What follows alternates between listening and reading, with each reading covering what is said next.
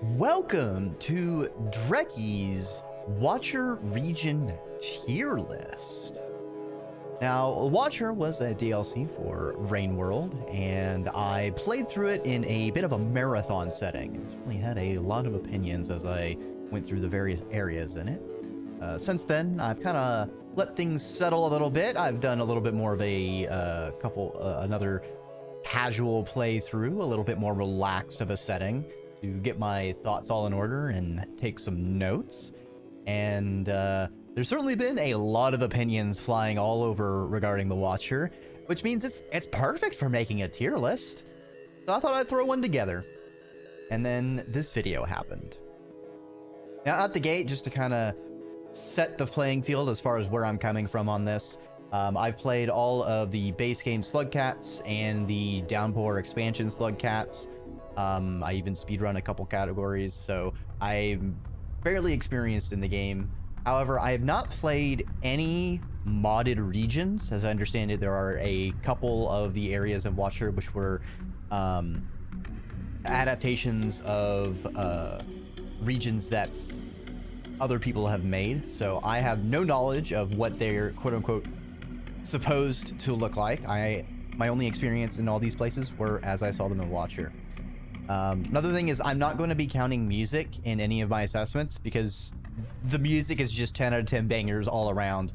Every region is just awesome if you take it by its music. I'm also breaking out sub-regions, each into their own assessment. If Sunlit Port can get done dirty, then all the other regions can take it on the chin too. I'm also going to say that any region that has Wind Push is getting -3 horse points from me. What's a horse point? Don't worry about it. Moving on from my inability to get a decade-old niche satire webcomic reference out of my mind, I just really dislike what it does to maneuvering in any game, but especially platformers, considering how often precision is so very important. And as far as the order, it's just kind of how I wrote my notes, and then that's just how we're going to run with things. So, starting us off, how about we do Aerial Tramway? Now again, wind. It is annoying, and it's awful to exist in other places. The internal areas are kind of neat and reasonable to navigate. It has a pretty cool, chilly vibe and that snowy color palette, but again, the wind is just brutal. This is going to be a C for me.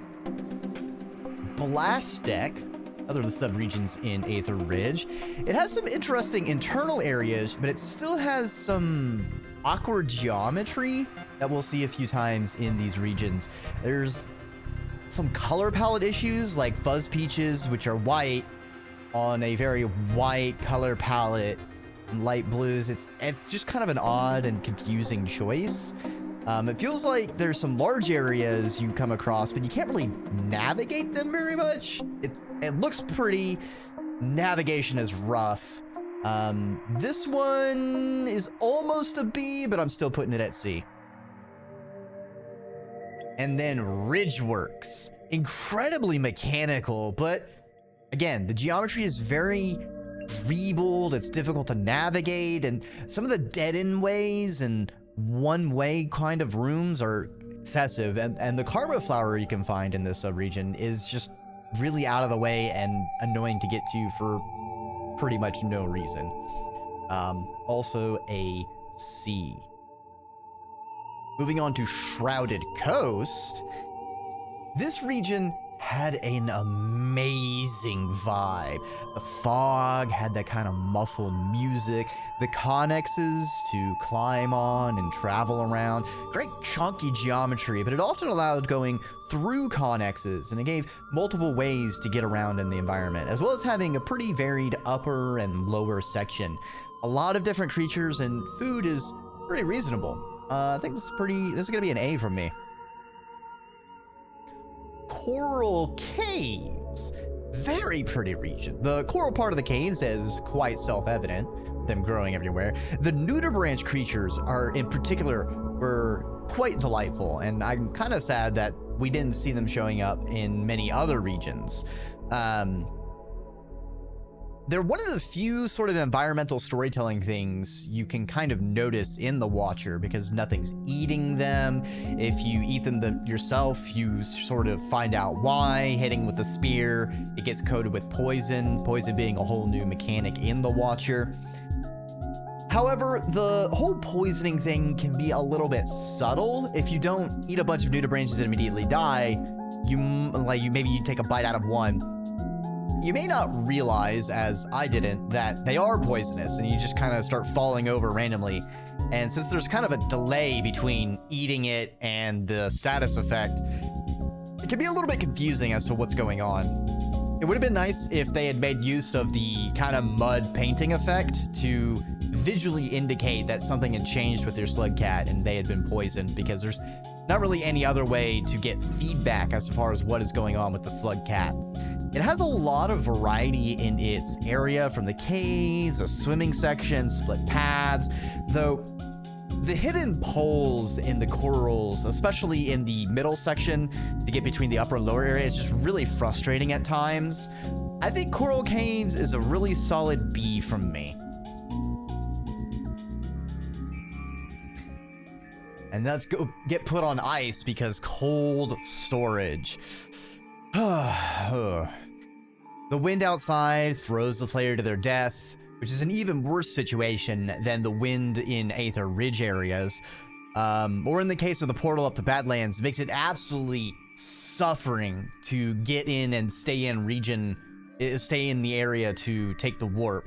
A lot of the cylinder areas within it are either too wide or too tall to really climb up, effectively turning them into one-way paths or kind of needing awkward movement to get up them. And it's just really frustrating to traverse this area. Cold storage is going to be a C from me. And then the station annex is just terrible. Awful region. Now you have the issues of the cold storage, awkward movement, but they're much more cramped. They're blighted. They're covered in blight lizards. If you don't have the camouflage or the void walk, it's kind of a coin flip if you can get anywhere without getting schlorped by the rot. D, instant D. Do not go back. Stay away. On a happier note, Stormy Coast. The rain effect in this region is beautiful. It's well populated with creatures. The special lightning is a great effect. That's a lot of fun with such a unique place, with how it's, drawn to metal. So if you're carrying a spear, how it stuns creatures. Unfortunately, its water area is more of a pool than any place truly explorable. The waterlogged connexes and buildings would have been an interesting place to explore and add another level of pathing. Kind of has 1.5 paths, since there's not really a fully upper path and you have to drop down to the normal base ground one when traversing between left and right. I think Stormy Coast is... I think this one's going to be an A for me as well. Yeah. Moving on to Signal Spires. Majestic color palette. Really fun design on the usual communication balls of the Iterator towers. They're, differently shaped. Some of them are kind of broken. You can go through the internal ones. You can climb on the outside of them. The sky whales are a fun creature with a lot of great thought put into their pathing and where they are, as well as being able to use them, being able to use the whiskers, riding on top, attaching to them with a grapple grub. Also, grapple grubs is actually a really fantastic place for them to be, and it is really nice how they are used. Strawberry lizards are a really fun enemy to have populating this place. The wind chime trees in particular were pretty, and like having that little chimey sound effect when you're passing through them. So much charm. The sections are split up in a pretty reasonable way, and there's a lot of possible ways to traverse between the sides, the upper and lower area, riding around on whales using the grapple grub. Signal Spires is a wonderful, amazing region, and that is going to take our first S for Spires. But speaking of color palettes, how about verdant waterways? beautiful green colors with a lot of growths that really sell this kind of overgrown, waterlogged area. It has an interesting use of the gate-like walls and having many ways of connecting or going through them. The up-down pump levels give a kind of pace to the region to navigate through, which is fun. The pop turtles are here, but there's not too many of them. They're not too bad. And leeches are just enough to be a threat if you don't pay attention, but they're not overwhelming so. Eel lizards get their time to shine, and unfortunately, the water geysers, I feel, are a bit lacking in implementation. It's a little difficult sometimes to really use them to travel up to areas, and heaven forbid you're trying to deal with an eel lizard at the same time, you know, trying to be in the position for the right cycle to be launched away while not getting chomped by eel lizard is just rough. I feel like if maybe the geysers had a bit larger of a hitbox for pushing you up or a little bit more forgiving, it'd be nice. The far upper outside kind of area is pretty fun. It's a pretty great thought, and it has those, you know, nice long iterator-like sections. It really kind of sells that this is sort of a flooded, you know, not quite like Looks to the Moon's completely submerged superstructure, but maybe a structure that's sinking into the ground, sinking into a bog of some kind. Pretty waterways, that's also an S for me. Speaking of color palettes, Fetid Glen. My opinion, this place is a wonderful grungy area. The outside background has this beautiful staticky kind of skyscape, the melanistic vultures that can swoop in. The place is just gloom and grunge and mushrooms. It actually makes green and brown color palette quite beautiful. It's a lot of fun to traverse vertically and horizontally, although the underwater area is a bit difficult due to really only one place to get bubbleweed and just an overwhelming plethora of eel lizards, just gratuitously so. Toxic lizards are kind of poorly indicated as far as how they are hazardous, in my opinion. Again, I really feel like they should have painted the slug cat with the poison to make it very visual as far as what is going on. The Echo kind of has a weirdly large area that you can listen to it and that it affects, which can make it a little difficult to find. I think for me, Fetid Glen, it's gonna be a pretty solid A for me. I feel like with a couple tweaks, this would be S. A lot of it is just, I feel like the underwater section could use some balance tweaking to make it actually useful and fun to traverse. And the toxic lizards are just kind of rough, although it is really fun how the toxic lizards can zoom in just shallow water. But speaking of water, salination. Now, in Watcher, there's a lot of opinions about a lot of different regions, but I think salination is probably the top of everyone's minds for worst region. It is absolutely terrible. There are so many areas connected by thin passages, rarely having places with multiple routes that are actually useful. There's the issues with coral bugs blocking these paths, and it makes it even more hazardous. Now, I know they have tweaked the coral bugs a little bit since the initial release of Watcher, but the pop turtles just aren't in this area, so you can't really use them to threaten coral bugs with and dislodge them. So if a pack of coral bugs really ever decides to clog up a single way pipe, you're often just kind of in a waiting game until they decide to move, because you can't do anything about it with how many one-way paths are in this area. Additionally, salination has a unique difficulty with progression in this game that it actually anti-synergizes with progressing through the game. As whenever you get to all the echoes and you are locked at maximum karma, you can only void walk. However, you can't carry items, and you still have your normal breath amount. This is a problem, because with all the eel and salamander lizards, it's actually extremely useful to be able to hold a bubbleweed and camouflage yourself so you can swim pretty safely through the water without learning a lot of the dangerous predators. They really need to tweak this region to make it more reasonable. Honestly, in my playthroughs, anytime I ended up in Salination, I would basically immediately warp out any way possible because it's just not fun. And once you touch the echo there, you don't need to be in Salination anymore. Just get out, hit the bricks. Speaking of hitting bricks and rooms that start with an S, whoop, Shattered Terrace. Now, this is a place that is intriguing, and I want to like it a lot, but there's not really a lot of food. There's just a lot of spiders. It's really cool looking. It has that smooshy wind effect and these floating disassembled blocks of masonry.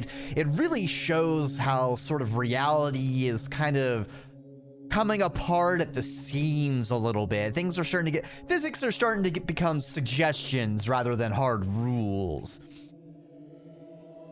But it's kind of more difficult for little reason, and it's one of the few times where like the indicated wind seems like it would help you by pushing you, but is actually just a background effect, getting across the large gap going from west to east. That gap in particular is just particularly hard for little reason. There's not a lot of spear spawns, so you can't reliably make like a spear ladder to help you get across on the other side. You kind of need almost maximum jump distance and a couple tricks to be able to reliably get all the way across that whole gap with a jump. It's just kind of frustrating, and it kind of sucks, but I do got to put Shattered Terrace down at a E. Torrid Desert, however, is a very different story. It's got these sand dunes that are a lot of fun to traverse. The buildings have multiple ways to travel, either inside or outside of them. Food is pretty varied and makes a lot of sense. It has chunky, blocky geometry, but it isn't arranged in a difficult to traverse way, often having a lot of vertical pipes to climb up, rather than having to chain going through small one-block big gaps to ascend with the hover ability of the special. I think Torrid Desert, it's a solid B for me. Next is the surface. Wormgrass finally makes an appearance, and an interesting new lizard.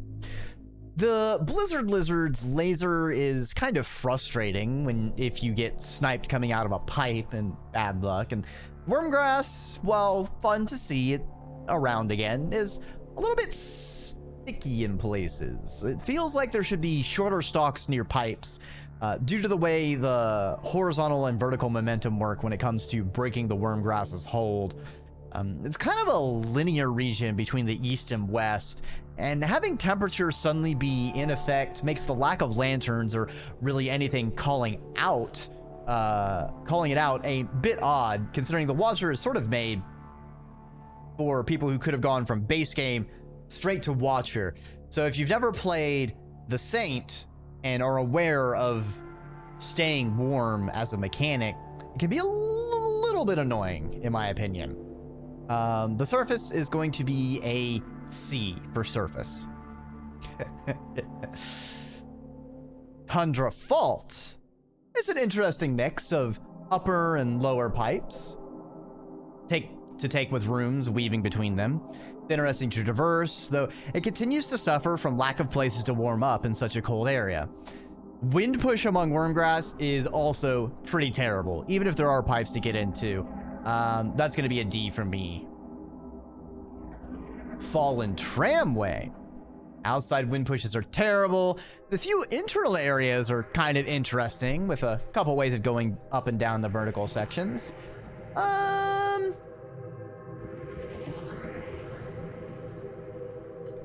I think this is also going to be a bit of a D. Now we need to make sure Salination is the lowest of the Ds. Do a little bit of rearranging here. There we go. Actually, Torrid Desert better than Coral Caves. There we go. mid-tier list shuffle, rearranging everything. Making sure we sort and align from best to worst, left to right. Now, out of the cold and into the Badlands. Badlands is terrible. The locusts are not fun. They make it almost impossible to take alternate paths, effectively making any outdoor space without mud pretty much one way.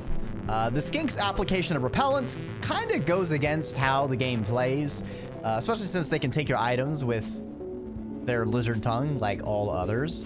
And it makes the extended west area to the Echo just awful, because unless you have absolutely perfect movement tech, the locusts will catch up and get you.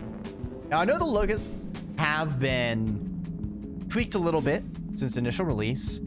They will no longer mob you if you are void walking. You're actually out of phase with reality. But it's still just awful. As well as the skinks, it doesn't make sense to me. I know that locusts don't bother them, but it feels like it should be like you just rub up against a skink and it paints you with the goop on them. Now, one thing that I think would make it more sense is if we saw if the skink had like kind of an idle animation where it would lick itself. If it did that, then maybe I could be sold on the tongue being the anti-locust applicator. Fine. I'll accept that. As is, though, it's just a little weird to me and kind of forces you to be put in a danger situation for little reason other than just to make things harder on you. Which brings us back to the locust, making things harder just because. Badlands is going to be a solid D from me. But out of the Badlands and into an unfortunate evolution. Absolutely haunting. It uses desolation well. It's linear, but it just drips with implication and story. The blighted voidworm is terrifying. Really needs a pipe in the middle of the portal room, though, as getting in place long enough with 0G is kind of a pain. Unfortunate is fortunately an A. However, it does lead directly into the Outer Rim. Initially, Outer Rim, it's a very beautiful region. It's hauntingly desolate. Multiple traversals being forced upon a player start to take some of the wonder out of it. Especially because of the wind push, making it even longer to go west, which is the only way you can go, as the east side is full of hostile design, difficult precarious jumps, all leading up to a portal depositing you in another spot in Outer Rim, with no reward or reason. Food is incredibly sparse or just straight up blighted, meaning you can't really just wander around this region at your leisure without being incredibly punished. D for do not spend more time in here than you need to. But speaking of the West, you arrive at the Throne. Suffers from the same issues as Outer Rim of being forced to traverse this region multiple times. It's interesting to see this place, but there's just too many hazardous blight spots and dangling bits from the only direction you can travel. It's more tedious than it needs to be to convey its point. Having 4 permanent portals, eventually, is nice, though it would be even better if you could kind of pick which worlds they would show up in as to make it as a kind of a hub. The Prince is interesting, but it kind of suffers from needing you to go all the way up and then all the way back down, and it's just a little weird design-wise. I feel like it could have solved that by just having, like, you go up and then there's some kind of path that drops you back down, like, with one tick. You know, just have, like, an extra pipe so you don't have to do a whole bunch of falling. I don't know. Throne is also D. Actually? Yeah, it's a D, but it's still better than Outer Rim. Mostly because you can use the portals to get there shortcutting a lot of the traversal. Speaking of traversal, heat ducts. Very interesting place, populated with critters that all make sense for such a warm area. It's very mechanical. The steam push vents make for some really fun traversal and having to dodge various hazards where they could push you off of pipes. It feels cramped at times, but it's not difficult. It'd be nice if the floating light entities were a little bit more interactable, or they would actively animate the steam worms more. As is, they're just kind of there. They just kind of float around. It's pretty rare that I saw them even go in and really be able to interact with. I think heat ducts is a pretty solid A from me.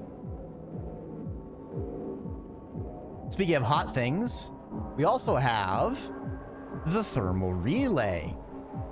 And it has a interesting gimmick. With the heat plates that charge up and go down. It's kind of a different way of having sort of like an Verdant Pump's water cycles going up and down. In this one, you know, they heat up and cool off. But it has a lot of areas with kind of odd geometry with all of its spiky angles and weird protrusions. It's nice that inactive heat plates kind of give you feedback that they will heat up whenever the cycle comes around. And it's also interesting that they won't instantly kill you. You just kind of get zapped and a bit stunned. It's actually kind of forgiving gameplay, considering a lot of the other areas seeming to be made more difficult than really necessary for their point. I think thermal relay, I think this one's a pretty good B for me. Kind of loses a little bit because of the weird angles, making things awkward to traverse at times. 45 degrees is just kind of a rough thing, especially when it's put up against, you know, a solid edge you have to keep up to. But from heat comes water and the torrential railways. What a jam-packed little area. I love the muffling of sounds while you're out in the rain, the use of the tram cars with the little internal areas, the large standing pillars rising out of the water. It is beautiful. There's lots of salamanders, but with the many lillipucks and the generous distribution of slime molds, never really felt like it's a dangerous area. It feels small, as all the portals are pretty close to each other, but the area is quite clever in how it loops around without relying on an impossible wall to block the player like some other places. I feel pretty comfortable putting this in S. But from Torrent to Desolate, the Tract. This place initially to me felt very linear, as it's a series of horizontal paths, but there's a lot of places where you can kind of switch the track and be more of on a lower upper, and there's even being able to get all the way up on the surface, even if you do have to contend with my behated wind push. And then eventually that kind of hidden a little bit lower area, which still has wind because this game hates people having fun. It gives it a really nice mix-up and makes it a very large area feeling, at least to me. So many different ways to travel through it, a lot of creatures, the horrifying Loak, which are terrifying and can eat absolutely everything, it seems like. Desolate Tracts is a wonderful place that I loved going back to over and over. That one is going to be S tier from me. And speaking of desolation, Rusted Wrecks. So Rusted Wreck is kind of a funny one. When I initially was playing through Watcher, I encountered a bug where no creatures spawned when I got to Rusted Wreck. So I actually thought the intention of the area was just this abandoned place where there was some food, you know, there's like this ruined, you know, mechanical areas sort of thing. And I thought that was just like the region, which actually kind of worked. It was really nice and kind of beautiful in how haunting it was. So you could kind of feel the ghosts of where things used to live and grow around the place. Now, I've played further since then and found out that was a bug. And actually seeing the creatures in the area, still think it's a really great place. It's got these large towers, these enclosed spaces, has a little underwater alternate path. It's beautiful. There's a lot of food. There's a variety of food, many different creatures, ways to interact with them, an east and a west, up and down. It's just, I love Rusted Rex. That is an S from me as well. Speaking of things that start with S, Sunlit Port.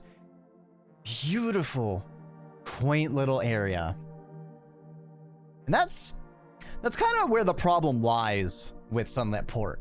The promise of this place is cut off way too early, and it's an incredible shame because it's just 2 connections. It's just an itty-bitty little place, which feels like a betrayal because this was the most Metropolis-coded area to me, and I really liked Metropolis in more Slugcats, playing as the Artificer. I was devastated when I tried to go all the way up thinking there was a surface area to this region, and there wasn't. I am spitefully putting this at S for should have had a lot more to the area, should have made it bigger and cut down some of the others. Next is the Turbulent Pump. The water flow graphic is a lot of fun. The pumps are used in a variety of ways that keeps them interesting. It does have a problem where corals can kind of block you off and pretty much kill you if they zap you while you're underwater in some places. There's also a Leviathan, which can get jammed up against certain pumps, which is awkward. And it does suffer from the situation of like only one way to get through. It's kind of a intricate, complicated map that's confusing until you kind of get used to navigating your way around it. The ride to the Echo is a lot of fun, though it does make this kind of one of the few one-way connections we find in normal regions. Turbulent Pump, very solid A from me. I had a lot of fun there. Speaking of A's, how about Ancient Urban? Oh. I think this is another region that I think a lot of the opinions about this place are pretty unanimous from what I've seen. Beautiful, amazing, wonderful region, fun critters. The lore, I mean, the lore implications alone speak for itself. So really the only thing I would like to call out is like kind of one of the only problems I would say the region has is the extra Echo visit. Once you get into this region, you don't want to immediately leave it. Why would you go to the Echo? I feel like because you miss out on a lot of context and some lore by not going to that Echo, I feel like it should kind of force you to it a bit more, be a little bit more forceful in making you go to it, rather than letting you just go and trigger the proper ending and then missing out on that entirely. Other than that, it's just such a different place and is amazing, amazing, amazing. Urban is S tier from me. And for our final region, Damon. Damon is interesting. It's a region I did not find on my initial playthrough. While I had run across a lot of the Damon entrances, I only ever had the camouflage ability. By the time I got the Void Walk ability from finding the Echoes, I had pretty much mapped out all the regions and was going straight between specific portals. So I never just stumbled upon it until actually quite by accident when I got lost and turned around and mistook it for another portal while I was running away from some creatures. But what a place. The screen wrap really adds to the kind of otherworldliness and out of phase that Damon is. But I do think there's wasted potential with the region. It has a lot of those karma clumps like are in Throne, but you can't open portals there. And I feel like it would have been really nice to be able to make Damon be a kind of hub world, kind of like Throne is. It would have helped, I think, a lot in being able to make some more dynamic connections and perhaps make it easier for people to go to specifically where they wanted to go from wherever. Yeah, Damon is a solid B from me. All right. And you know, we got all of the regions. But while we're here, why don't we also pin the endings on this tier list? Starting with Ascension. Probably the ending that most people will get, because you'll kind of eventually stumble into every echo and then be locked into maximum karma, and then you just kind of end up in Shattered Terrace eventually. And once you void walk there, you know, you go to Ancient Urban. Real problem is sometimes getting to the area in Shattered Terrace with the void walk ability to go to Ancient Urban. As again, Damon's the only one dropping you off on the east side. So you have to figure out a way or get lucky enough to make the west to east big ol' windy gap jump. And then not get killed by any of the spiders that wander around or fall into any of the other jumping arounds you need to do to get all the way over to the echo. Following the child echo around and having them talk at you pretty much, because the slug cat doesn't really wah wah wah. The discussions of how it's watching the world through the myriad points in time, and that finally achieving a kind of peace or understanding from the connection of following the Watcher, it's kind of a happy ending, in my opinion. That even those who failed to properly ascend are not doomed in an eternal shadowed existence between life and death, but they simply need to properly release themselves from what is tethering them, and they can still ascend. So overall, I think Ascend, as far as a Rain World character ending, I think it's a pretty high B, almost A. It's losing a lot of points for the Shattered Terrace getting there, but it is pretty great, and it's dripping with all sorts of delicious, yummy lore. And then the other ending, the Rot. I would be extremely surprised if anyone got the Rot ending first, because even actively going for it intentionally is hard. You can test your patience. Advancing it is a roll of the dice, as even the inside the regions need to become rotted, and then figuring out how to connect the rot and spread it to other regions. It's just visiting the prince repeatedly is just a chore, as Outer Rim loses its charm, and it all just becomes a slog. With only 4 static portals maximum in the throne, you better hope that one of them is in a good spot. Otherwise, they're not too useful, and still better than traversing through all of Outer Rim to get back to the throne. But it's still kind of a pain whenever you need to go back to the prince and then having to figure out which of them is closest, how to get to it, etc. However, the reward and what we learn from this ending is very fascinating. The Rot kind of achieving a kind of sapience, collecting every single microscopic speck together in a kind of collective consciousness, perfectly preserved. I've always kind of interpreted karma flowers as basically the soul of a creature, since their effect in Ringworld is preventing your karma from reducing on death. The monk character drops a karma flower when they die. The hunter character drops a karma flower where if they permanently die. Makes sense to me. So all of life in the Rot ending is kind of elevated, but also prevented from reincarnated, transmuted completely into another existence, a different kind of ascension than that which Void Fluid granted the ancients. A kind of dark beauty to it. It's a form of existence that's perhaps even more alien than the philosophical separation of earthliness to go beyond in spirit. It has a bit of a egalitarian equality to it. All are rendered unto the same, from the batfly to the iterator. None are elevated or left behind. Contrasted with the void fluid method of ascension that the ancients made use of, which was not always successful, and they only briefly attempted to help other creatures ascend before abandoning existence completely and leaving it to the iterators to struggle with the triple affirmative.